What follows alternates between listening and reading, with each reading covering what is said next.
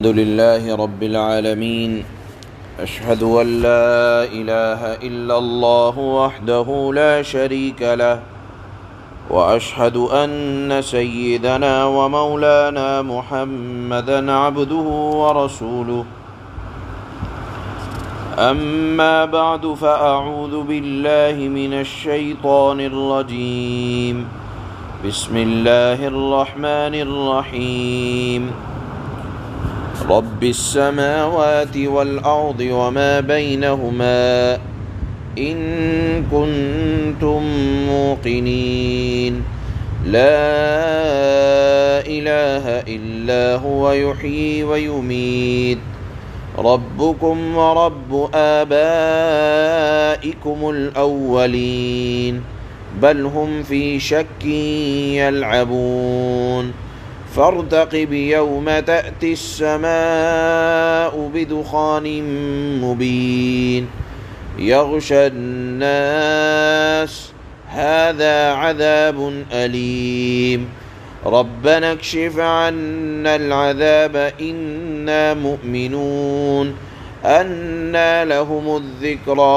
وقد جاءهم رسول مبين ثم تولوا عنه وقالوا معلم مجنون إنا كاشف العذاب قليلا إنكم عائدون يوم نبطش البطشة الكبرى إنا منتقمون صدق الله مولانا العلي العظيم۔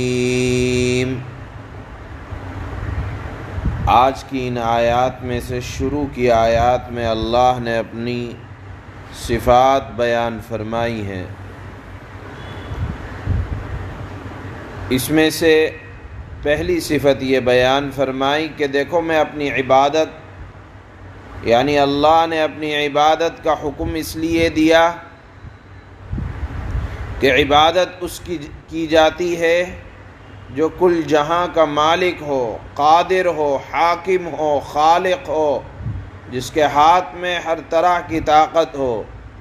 تو اللہ نے فرمایا میری صفت یہ ہے کہ میں آسمان اور زمین اور آسمان اور زمین کے درمیان جو کچھ تمام مخلوق ہے اس کا خالق اگر کوئی ہے تو وہ میں ہوں۔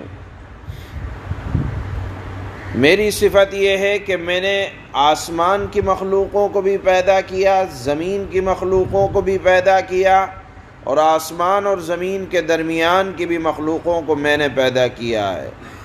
اس بات کا یقین رکھ لو، جب یہ بات سمجھ میں آ جائے گی تو عبادت کرنا بھی آسان ہو جائے گا۔ اور اس کے بعد اللہ نے فرمایا کہ دیکھو میں ہی زندگی بھی دیتا ہوں، یحیی و یمیت، میں ہی پیدا بھی کرتا ہوں اور میں ہی مارتا بھی ہوں۔ میرے علاوہ یعنی اللہ کے علاوہ کوئی زندگی بھی نہیں دے سکتا اور مار بھی نہیں سکتا۔ جب خیر اور شر سب اللہ کے قبضہ قدرت میں ہے تو کیوں نہ اللہ کی عبادت کی جائے، اس سے خیر کو طلب کیا جائے۔ اور ایسا نہیں کہ صرف ہمارا خالق و مالک ہے، ہمارے آباء و اجداد کا نہیں تھا۔ اللہ نے فرمایا ربکم ورب آبائکم الاولین، تمہارا بھی اور تمہارے بڑوں کا بھی میں مالک تھا۔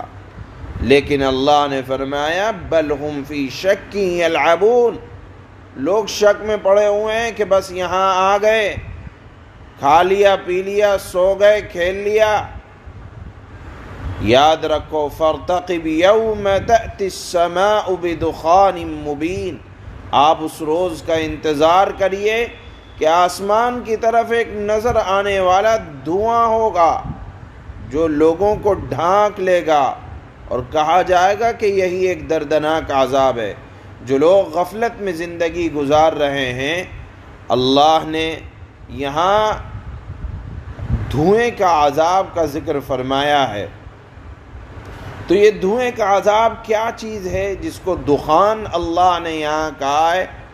تو اس سلسلے میں حضرات صحابہ اکرام سے بھی دو تفسیریں منقول ہے۔ ایک تفسیر یہ منقول ہے کہ اللہ کے نبی صلی اللہ علیہ وسلم نے کفار مکہ سے تنگ آ کر ایک مرتبہ یہ دعا کی۔ یہ روایت حضرت عبداللہ ابن مسعود سے ہے۔ یہ دعا کی کہ اے اللہ، جس طرح آپ نے حضرت یوسف علیہ السلام کے زمانے میں مصریوں پر تھوڑا سا قحط مسلط کیا تھا، اے اللہ کفار مکہ پر بھی ہلکا سا کر دیجئے تاکہ ان کی اکڑ ختم ہو جائے۔ روایات میں آتا ہے کہ ایسا قحط آیا کہ خود کفار قریش چمڑا کھانے پر مجبور ہو گئے، اور کھانے کے لیے کچھ نہ بچا تو بالآخر مجبور ہو کر اللہ کے نبی صلی اللہ علیہ وسلم کے پاس آئے اور فرمایا کہ اللہ کے نبی دعا کر دیں، ہم اس عذاب کے اندر ہیں۔ اور ہوتا یہ ہے کہ جب آدمی تکلیف میں ہو تو اس کو جب کھانے کو کچھ نہ مل رہا ہو تو آنکھوں کے سامنے اندھیرا چھا جاتا ہے۔ اسی کو یہاں ہلکا سا دھواں ذکر فرمایا ہے کہ عذاب علیم آیا تھا۔ یہ کفار مکہ یہ سمجھتے تھے کہ بس یہاں رہنا سہنا ہے۔ جب تکلیف آئی، مصیبت آئی، قحط آیا تو آسمان اور زمین پر، یا زمین کا غبار جو آسمان میں چڑھ گیا، یا کفار مکہ کے سامنے جو بھوک کا، قحط کا اثر ظاہر ہوا، اس کو اللہ نے دھوئیں سے تعبیر کیا ہے۔ ایک روایت یہ ہے دھوئیں کے سلسلے میں۔ دوسری روایت یہ ہے کہ حضرت عیسیٰ علیہ السلام جب نازل ہوں گے، ان کے 40 سالہ قیام، پھر انتقال فرمانے کے بعد حضرت عیسیٰ کے مغرب سے آفتاب کے طلوع ہونے سے پہلے ایک زبردست دنیا کے اندر دھواں چھا جائے گا جو تمام لوگوں کو گھیر لے گا۔ نیک لوگوں پر ہلکا سا اثر ہوگا، نزلے کا سا اثر، اور کافر اور منافق کے دماغ میں وہ دھواں گھس کر بے ہوش کر دے گا۔ روایت میں آتا ہے حضرت عبداللہ ابن عباس کی کہ کچھ کافر 3 دن کے بعد، کچھ کافر 1 دن کے بعد ہوش میں آئیں گے، اور پھر وہ اس عذاب کو دیکھیں گے۔ بہرحال عذاب کوئی بھی ہو، حضرات صحابہ اکرام سے اس آیت کے سلسلے میں دونوں تفسیر منقول ہیں۔ بعد حضرت عبداللہ ابن مسعود نے فرمایا کہ یہاں دھوئیں سے مراد کفار مکہ پر جو قحط آیا تھا وہ مراد ہے، اور حضرت عبداللہ ابن عباس فرماتے ہیں کہ قیامت کے قریب بھی ایک دھواں ظاہر ہوگا جس سے کافر و منافق تنگ آ جائیں گے۔ بہرحال اللہ سے دعا کریں گے، ربنا اکشف عنا العذاب انا مؤمنون۔ یہ کہیں گے کہ اے رب ہم سے اس مصیبت کو دور کر دیجئے، ہم ضرور ایمان لانے والے ہیں۔ یہاں اس مضمون کو اللہ نے اخیر کی آیات میں بیان فرمایا ہے۔ پہلی آیات میں، شروع کی چند آیتوں میں اللہ نے اپنا تعارف، اپنی صفات بیان فرمائی، اور پھر چند آیتوں کے بعد اللہ نے فرمایا کہ دیکھو یہ لوگ کھیل کود میں مصروف ہیں، اور آنکھ تب کھلتی ہے جب اللہ کی طرف سے پکڑ آتی ہے، اور اللہ کی پکڑ بڑی سخت ہے۔ اس مضمون کو اللہ نے ان آیات میں بیان فرمایا ہے۔ اللہ فرماتے ہیں، رب السماوات والأرض وما بينهما إن كنتم موقنين رب السماوات والأرض وما بينهما إن كنتم موقنين۔ جو سارے اللہ کی صفت یہ ہے کہ جو سارے آسمانوں اور زمین کا، اور سارے آسمانوں اور زمین کے درمیان ہر چیز کا رب ہے، اگر تم واقعی یقین رکھنے والے ہو۔ لا الہ الا هو یحیی و یمیت ربکم و رب آبائکم الاولین، اللہ کے علاوہ کوئی معبود نہیں۔ شان یہ ہے میرے رب کی کہ وہ زندگی بھی دیتا ہے اور موت بھی دیتا ہے۔ وہ ایسا رب ہے جو تمہارا بھی رب ہے اور تمہارے سے پہلے گزرے ہوئے آباء و اجداد کا بھی رب ہے۔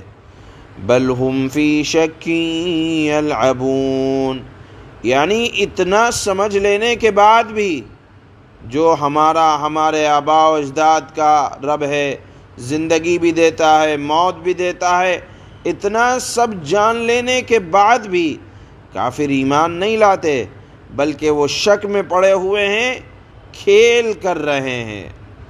فارتقب یوم تأتی السماء بدخان مبین، لہذا اس دن کا انتظار کرو جب آسمان ایک واضح دھواں لے کر نمودار ہوگا۔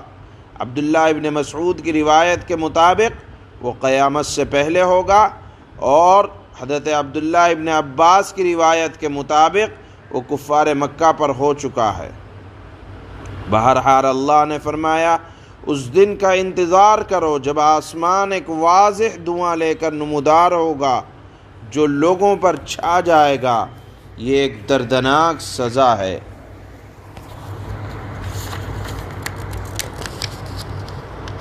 ربنا اکشف عنا العذاب انا مؤمنون أنى لهم الذكرى وقد جاءهم رسول مبين ثم تولوا عنه وقالوا معلم مجنون، اس وقت یہ لوگ کہیں گے کہ اے ہمارے پروردگار، ہم سے یہ عذاب دور کر دیجئے، ہم ضرور ایمان لے آئیں گے۔ ان کو نصیحت کہاں ہوتی ہے، حالانکہ ان کے پاس ایسا پیغمبر آیا ہے جس نے حقیقت کھول کر بیان کر دی ہے۔ ثم تولوا عنه وقالوا معلم مجنون، پھر بھی یہ لوگ اس سے منہ موڑے رہے اور کہنے لگے یہ سکھایا پڑھایا ہوا دیوانہ ہے، یعنی اللہ کے نبی کی بات ماننے کے بجائے آپ کو ساحر کہا جانے لگا۔ اِنَّا كَاشِفُ الْعَذَابِ قَلِيلًا إِنَّكُمْ عَائِدُونَ، اچھا ہم عذاب کو کچھ عرصے تک ہٹا دیتے ہیں، یقین ہے کہ پھر تم اسی حالت پر لوٹ آؤ گے۔ یوم نبطش البطشة الكبرى انا منتقمون، جس دن ہماری طرف سے سب سے بڑی پکڑ ہوگی اس دن ہم پورا انتقام لے لیں گے۔ یہ دن سے مراد ہے قیامت کا دن۔ سبحان اللہ، سبحان